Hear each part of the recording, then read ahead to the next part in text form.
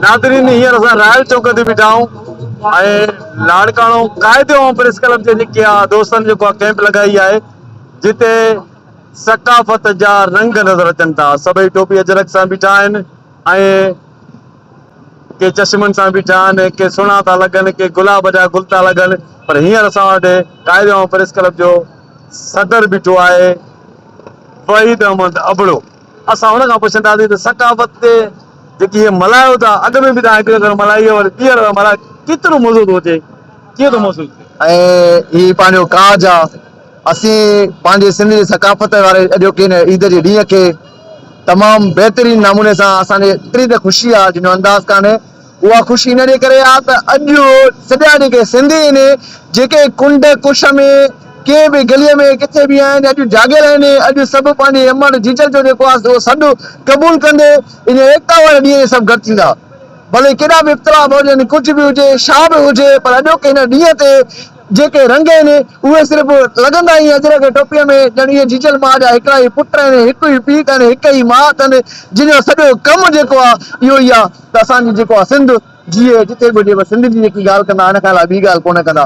भाउ शाहिद दिलबर ऐं मुंहिंजी सिंध न्यूज़ चैनल ऐं हुन सां गॾो जेके बि दोस्त आहिनि, लाला अब्दुर्रहमान तुनियो या भाऊ हजन गोरे जो भाऊ जेको आहे, जेके बि असांजा प्रिय पिया दोस्त आहिनि उन्हनि सभिनी जी बि जेको आहे महिरबानियूं जेके हिन काज में शामिल थिया आहिनि। मां सभिनी दोस्तनि खे पैगाम ॾियो। बिल्कुलु सिंधी क़ौम खे इहो ई पैगाम आहे त सभ खां पहिरियां पंहिंजा बचा पढ़ायो ऐं तालीमी उन्हनि खे दर्स ॾियारायो, क़ुरान शरीफ़ जी तालीम उन्हनि खे ॾियारायो। ऐं सिंधी खे इहा गुज़ारिश आहे जेतिरे ताईं तव्हां पंहिंजो पाण जाॻंदो न तेतिरे तव्हांखे हक़ न मिलंदा।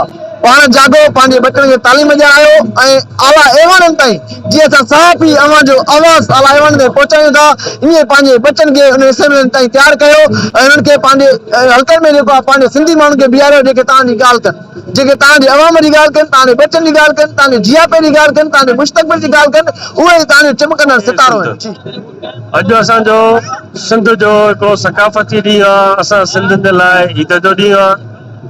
तव्हांखे हर हिकु शहर में हर हिकु घर में वॾी ख़ुशीअ जो माहौल नज़र ईंदो हूंदो ऐं वॾे जोश जज़्बे सां मल्हाइनि पिया ऐं असां शऊर पंहिंजे नंढनि खे ॾियूं पिया इहो त बाबा असां सिंध जा मालिक आहियूं, असां हक़दार आहियूं, तव्हां पंहिंजा हक़ छीनी वठो। जीए सिंध सदा जीए। सिंधियुनि खे इहो ई पैगाम आहे त हीउ जेको अॼु 7 डिसंबर असांजो जेको सिंधियुनि जो सकाफ़ती ॾियारो आहे, जेको असां ईअं सम्झो त ईद वांगुरु मल्हाईंदा आहियूं। टोपी अजरक पाए पंहिंजो जेको शान आहे उहो ज़ाहिर कंदा आहियूं ऐं असां सिंधी भाइरनि खे इहो ई पैगाम ॾियणु चाहियूं था त जेके बि सिंधी भाइर आहियो, माण्हू इख़्तिलाफ़ात जेके बि आहिनि पंहिंजी जॻह ते आहिनि, पर जेको हीअ असां अचे थो सकाफ़त जो ॾियारो, हिन में सभु सिंधी हिकु थियो ऐं हिकु थी ॾेखारियो। पर हिते न, पर पूरे मुल्क में पूरी दुनिया में जेके बि सिंधी रहनि था, जेके बि असां सिंधी भाइर आहिनि, उन्हनि खे इहो ई पैगाम ॾींदा आहियूं त पूरो जोश ऐं जज़्बे सां पंहिंजो सिंधी ॾियारो मल्हायो ऐं ॿियनि माण्हुनि खे ॾेखारियो त हीअ असां सिंधी आहियूं ऐं सिंधी हिकु आहियूं ऐं हिकु थी रहंदासीं। हर काज पंहिंजे काज जे नारे हेठि अॼु समूरे सिंध में असीं सकाफ़ती ॾियारो मल्हाए रहिया आहियूं ऐं सकाफ़ती ॾींहुं असां लाइ ईद जो ॾींहुं आहे ऐं उन ॾींहं जे हवाले सां असां भरपूर हीउ ॾियारो मल्हाए रहिया आहियूं ऐं जोश जज़्बे सां मल्हाए रहिया आहियूं, झुमिरियूं हणी रहिया आहियूं ऐं क़ौमी गीतनि ते रक़्स करे रहिया आहियूं। पैगाम इहो ई आहे त न्याणियुनि खे तालीम ॾियो, बचनि खे तालीम ॾियो, मंशियात खां पाण खे दूरि कयो ऐं मंशियात जो जेको मूज़ी मर्ज़ आहे उहो समूरे सिंध में झगड़ियल आहे, जेको पंहिंजे असांजी धरतीअ खे पोइते थो करे ऐं वालदेन खे इहो ई न्यापो आहे। न्याणियूं पढ़ाईंदो त नस्ल पढ़ी वेंदा ऐं नस्ल पढ़ंदा त असांजी सिंध इंशाअल्लाह हिकिड़ो ॾींहुं तरक़ी कंदी।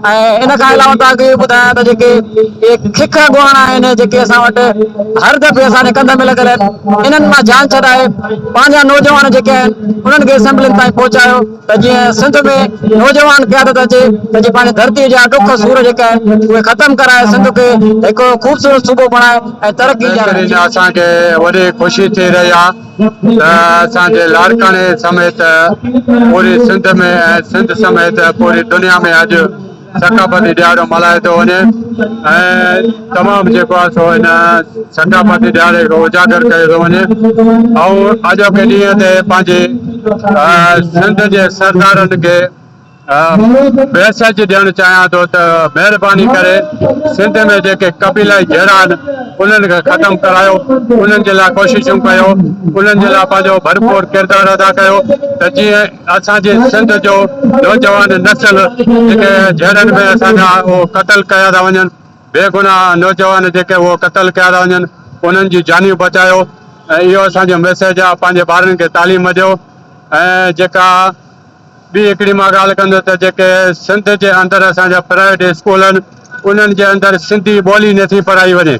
पूरी दुनिया जे सिंधियुनि खे मां इहो पैगाम ॾियणु चाहियां थो, इन जे लाइ आवाज़ उथारियो त असांजी ॿोलीअ खे ख़तमु कयो थो वञे। महिरबानी करे असांजे स्कूलनि में, सरकारी स्कूलनि में, प्राइवेट स्कूलनि में सिंधी ॿोलीअ खे उजागर कयो वञे। क़ाइदे ऐं प्रेस क्लब जे साहबनि जा तव्हां तासुरात ॿुधा। हुननि जो चवणु आहे त नौजवान में शऊर आणियो, क़ौम खे उतारियो, जे असेंबलियूं संभालनि ऐं सिंध जे इश्यूज़ खे उन्हनि ते उते उतारे करे उनखे हल करे सघूं। कैमरामैन ममताज़ सां गॾु मुंहिंजी सिंध में